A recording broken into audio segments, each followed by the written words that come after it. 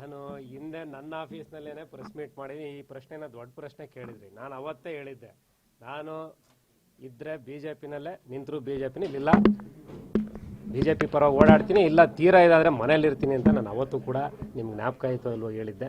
ಆದರೆ ನಿನ್ನೆ ಯಾವುದೋ ಒಂದು ವಿಚಾರಕ್ಕೆ ಅಲ್ಲಿ ಅಸೆಂಬ್ಲಿಲಿ ಆದಂಥದ್ದನ್ನು ಕೆಲವು ಎಲ್ಲ ಬೇಸ್ಲೆಸ್ ಆಗಿ ಬಿತ್ತರಿಸ್ತಿರೋವಂಥದ್ದು, ಇದು ಒಂದೊಂದ್ಸಲಿ ನನಗೆ ನಗಬೇಕು ಅಳಬೇಕು ಅಂತ ಗೊತ್ತಾಗ್ತಿಲ್ಲ. ಆದರೆ ಇದು ಸೀರಿಯಸ್ ಏನಿಲ್ಲ, ಯಾವುದೇ ಪ್ರಯತ್ನ ಇಲ್ಲ. ನಾನು ಮುಂಚೆನೇ ಹೇಳಿದ್ದೀನಿ, ಮುಂಚೆ ಆ ಟೈಮಲ್ಲಿ ನೀವು ಪ್ರೆಸ್ ಮೀಟ್ ನನ್ನ ಆಫೀಸ್ನಲ್ಲೇ ಕರೆದು ಕೇಳಿದ್ರಿ.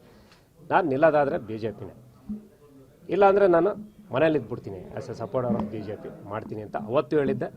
ಇವತ್ತು ನಮ್ಗೆ ಗೊತ್ತಿರಲಿ ಅದು ಏನಕ್ಕೆ ಬಂತ ಪ್ರಶ್ನೆ ಅಂದರೆ, ಅವತ್ತು ಸಾಕಷ್ಟು ಗೊಂದಲಗಳು ನಡೀತಾ ಇತ್ತು ನಮ್ಮ ತುಮಕೂರಿನಲ್ಲಿ. ಸೊ ಆ ದೃಷ್ಟಿಯಿಂದ ಕೆಲವರು ಆಪೋಸಿಷನ್ ಪಾರ್ಟಿಯವರು ಇವ್ರಿಗಲ್ಲಿ ಜಾಸ್ತಿ ಕಿರುಕುಳ ಆಗ್ತಾ ಇದೆ, ಅದರಿಂದ ಏನಾರು ಅಂತ ಕೆಲವರು ಕೇಳಿರ್ಬೋದೇನೋ, ಅಲ್ಲಿ ನಿಮ್ಮ ಮಾಧ್ಯಮದಲ್ಲಿ ಏನಾರು ಹೇಳ್ಕೊಂಡಿರ್ಬೋದೇನೋ.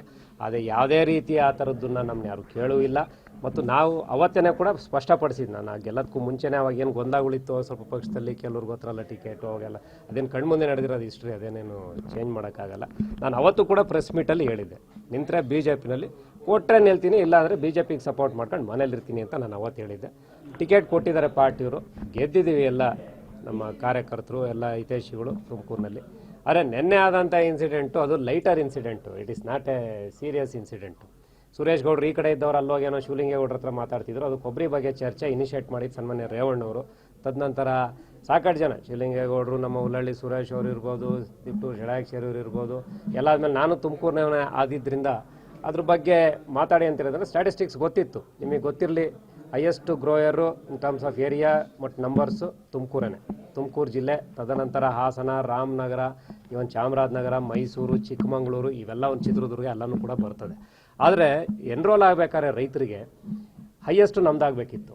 ಇವರು ಯಾವ ರೀತಿ ನಂಬರ್ ಆಫ್ ಪಾಯಿಂಟ್ಸ್ ಜಾಸ್ತಿ, 22 ಸೆಂಟ್ರ್ ಅಂತ ಫಸ್ಟ್ ಮಾಡಿದರು. ಆಮೇಲೆ ಇದೆಲ್ಲ ಆದಮೇಲೆ 42 ಚಿಲ್ಲರೆಗೆ ಇನ್ಕ್ರೀಸ್ ಮಾಡಿರಿ, ಇನ್ನೂ ಜಾಸ್ತಿ ಮಾಡಿರ್ಬೋದು ನನ್ನ ಪ್ರಕಾರ. ನೀವು ಹಾಸನದಲ್ಲಿ ಅಷ್ಟೊಂದು ರಿಜಿಸ್ಟರ್ ಆಗಿದೆ ಅಂದರೆ ಗೊತ್ತಿರಬೇಕು ನಿಮ್ಗೆ, 20 ಕ್ವಿಂಟಾಲ್ ಮ್ಯಾಕ್ಸಿಮಮ್ ಒಬ್ಬ ರೈತರಿಂದ ತೊಗೊಳೋದು, ಅಪ್ ಟು 5 ಎಕರೆ ಅದೇನೋ ಲೆಕ್ಕ ಇದೆ. ಹೈಯೆಸ್ಟು ರಿಜಿಸ್ಟರ್ ಅವರಾಗಿ ಏನಾರ ಅವ್ರಿಗೆ ಅಲಾಟ್ಮೆಂಟ್ ಜಾಸ್ತಿ ಆದರೆ ಅನ್ಯಾಯ ಆಗೋದು ನಮಗೆ ಅಲ್ಲ. ಆ ದೃಷ್ಟಿಯಿಂದ ಎಲ್ಲರೂ ಕೂಡ ಗಲಾಟೆ ಮಾಡಿದ್ರು, ನಾವು ಕೂಡ ಅದನ್ನು ನಾನು ಹೈಲೈಟ್ ಮಾಡಿದೆ. ಅದು ಉತ್ತರ ಕೊಡೋದಕ್ಕೆ ಸಿ ಎಮ್ ಇಲ್ಲದೆ ಇರೋದ್ರಿಂದ ನಿನ್ನೆ ಸನ್ಮಾನ್ಯ ಉಪಮುಖ್ಯಮಂತ್ರಿಗಳಿದ್ದರು, ಅದು ಬಂದ ಏನೋ ಲೈಟರ್ ಸೆನ್ಸಲ್ಲಿ ನಾನೆಲ್ಲ ಪಕ್ಕದಲ್ಲಿ ಅವ್ರು ಉತ್ತರ ಕೊಡ್ಬೇಕಾದ್ರೆ ನಾನು ಕೂಡ ಚಿತ್ತದಿಂದ ಕೇಳಬೇಕಿತ್ತು. ಯಾಕಂದರೆ ಪ್ರಶ್ನೆ ಕೇಳಾದ್ಮೇಲೆ ಉತ್ತರ ಕೊಡ್ಬೇಕಾದ್ರೂ ಕೇಳಬೇಕು. ನಾವೆಲ್ಲ ಪಕ್ಕದಲ್ಲಿ ಮಾತಾಡ್ತಿದ್ದೆ, ಅಲ್ಲಿ ಶಿವಲಿಂಗೇಗೌಡರು ಕೂಡ ಎಲ್ಲೋ ಪಕ್ಕದಲ್ಲಿ ಅವ್ರು ಸುರೇಶ್ ಗೌಡ್ರನ್ನ ಕೂರಿಸ್ಕೊಂಡು ನಮ್ಮ ತುಮಕೂರು ಗ್ರಾಮಾಂತರ ಮಾತಾಡ್ತಿದ್ರು. ಅವರು ಇನ್ನೂ ಲೈಟರ್ ಸೆನ್ಸ್ ಉತ್ತರ ಸೀರಿಯಸ್ ಆಗಿ ಕ್ವಶನ್ ಕೇಳಿದ್ರೆ ಉತ್ತರ ಕೊಡ್ಬೇಕಾದ್ರೆ ನಾನು ಕೇಳ್ಬೇಕಾರೆ ಅಂತೇಳಿ ಫಸ್ಟ್ ಇವ್ರು ಶಿವಲಿಂಗೇಗೌಡರು ಹೇಳಿದ್ರು, ಅದು ವಿಡಿಯೋ ಇದೆ ನಿಮ್ಮಲ್ಲೇ ಎಲ್ಲರೂ ತಗೊಂಡು. ಅದಾದಮೇಲೆ ನನ್ನನ್ನು ನೋಡಿ ನಾನು ಪಕ್ಕದ ಸೀಟಲ್ಲಿ ಕೂತಿ ಪಕ್ಕದವ್ರ ಜೊತೆ ಮಾತಾಡ್ತಿದ್ದರಿಂದ ಕರೆದು ಕ್ವಶನ್ ಕೇಳ್ಬಿಟ್ಟು ಇದು ಮಾಡ್ತೀಯಲ್ಲಪ್ಪ ಅಂದಾಗ ತಿರ್ಗಾ ಏನೋ ಸುರೇಶ್ ಗೌಡ್ರೇನೋ ಹೇಳಿದ್ರು, ಅದು ತಿರ್ಗಾ ಇವರು ನನ್ ಬಿಟ್ಟು ಇದ್ರಲ್ಲಿ ಏನು ಓಪನ್ ಸೀಕ್ರೆಟ್ ಸರ್ ನಿಮ್ಗೇನು? ಈಗ ಜೆಡಿಎಸ್ ಮತ್ತು ಬಿಜೆಪಿ 20 ಶಾಸಕರು ಕಾಂಗ್ರೆಸ್ ಸಂಪರ್ಕದಲ್ಲಿದ್ದಾರೆ ಅಂತ ಹೇಳ್ತಾ ಇದ್ದಾರೆ. ಸೊ ಆ ತರ ಒಂದು ಹೆಸರುಗಳಿಗೆ ಮುನ್ನೆಲೆ ಬರ್ತಾ ಇದೆ.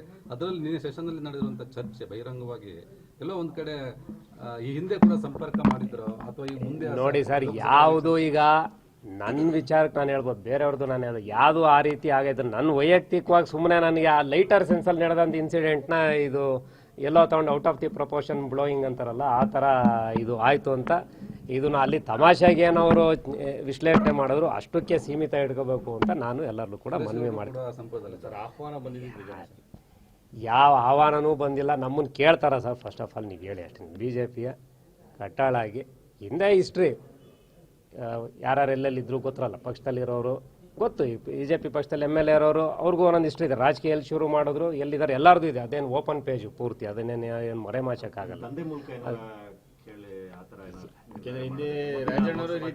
ಯಾವುದೇ ಕಾರಣಕ್ಕೂ ಆ ರೀತಿಯಾದಂಥ ಯಾವುದೇ ಒಂದಿದಿಲ್ಲ. ಆದರೆ ಆಗ್ತಿದ್ದಂಥ ಗೊಂದಲದಲ್ಲಿ ಅವರವರೇ ಮಾತಾಡ್ಕೊಳೋರು ಅಂತ ನನಗೂ ಕೂಡ ಇವರು ಅಲ್ಲಿ ಕಾಡದಲ್ಲಿ, ನಿಮಗೂ ಗೊತ್ತಲ್ಲ, ನಿಮ್ಮ ಮುಂದೆನೇ ಹೇಳಿದ್ದೀನಿ. ಎಂದು ಕೂಡ ಡಿ ಕೆ ಶಿ ನಿಮ್ಮನ್ನು ಸಂಪರ್ಕ ಮಾಡಿಲ್ಲ, ಮಾತಾಡಿಲ್ಲ. ಅಲ್ಲ, ಯಾವ ಲೆಕ್ಕದಲ್ಲಿ ನಮ್ಮನ್ನು ಸಂಪರ್ಕ ಮಾಡ್ತಾರೆ ನೀವೇ ಯೋಚನೆ ಮಾಡಿ. ಪೂರ್ತಿ ಯಾರ ನನಗಲ್ಲ ಹೇಳಿರೋದು, ಅದು ಸುರೇಶ್ ಗೌಡ್ರಿಗೆ ಅದೇನಾದ್ರೂ ಯಾರೆಲ್ಲೂ ಹೋಗಲ್ಲ ಸರ್. ಈಗ ಪಕ್ಷದಿಂದ ಟಿಕೆಟ್ ತಗೊಂಡು ಕಷ್ಟಪಟ್ಟೆಲ್ಲ ಗೆದ್ದಿದ್ದಾರೆ, ಪಕ್ಷ ಏನು ಹೇಳ್ತದೋ ಅದು ಕೇಳ್ತಾರೆ, ಅಷ್ಟು ಬಿಟ್ಟರೆ ಇನ್ನೇನು ಬೇರೆ ಯಾವ ಪ್ರಯತ್ನಗಳು ಆಗಿಲ್ಲ. ನನ್ನ ಸದನದಲ್ಲೇ ಆ ಮಾತನ್ನ ಹೇಳ್ತಾರೆ, ಸದನದಲ್ಲೇ ನೀವು ಸಿಎಂ ಆದ್ಮೇಲೆ ಬರ್ತೀವಿ ಅನ್ನೋ ಮಾತನ್ನ ಹೇಳ್ತಾರೆ.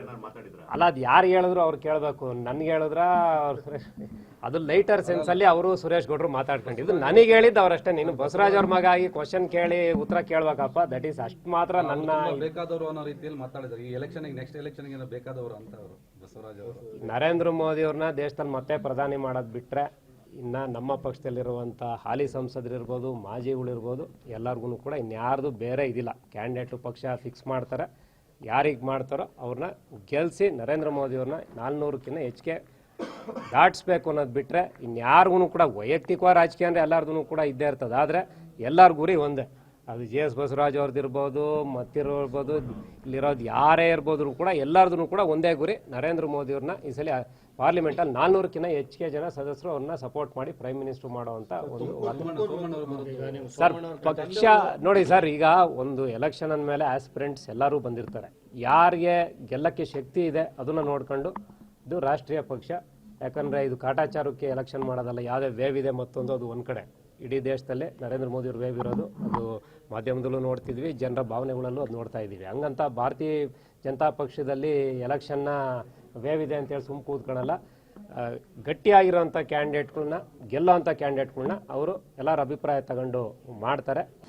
ಅನುಕ್ಷಣದ ಸುದ್ದಿಗಳಿಗಾಗಿ ವಿಸ್ತಾರ ನ್ಯೂಸ್ ಯೂಟ್ಯೂಬ್ ಚಾನೆಲ್ ಸಬ್ಸ್ಕ್ರೈಬ್ ಮಾಡಿ. ಹೊಸ ಸುದ್ದಿಗಳ ನೋಟಿಫಿಕೇಶನ್ಗಾಗಿ ಬೆಲ್ ಐಕಾನ್ ಕ್ಲಿಕ್ ಮಾಡಿ. ಲೇಟೆಸ್ಟ್ ಅಪ್ಡೇಟ್ಸ್ಗಾಗಿ www.vistaranews.com ವೆಬ್ಸೈಟ್ಗೆ ವಿಸಿಟ್ ಮಾಡಿ. ಅಂಗೈಯಲ್ಲೇ ಜಗತ್ತಿನ ಸುದ್ದಿ ತಿಳಿಯಲು ವಿಸ್ತಾರ ನ್ಯೂಸ್ ಕನ್ನಡ ಆಪ್ ಡೌನ್ಲೋಡ್ ಮಾಡಿ.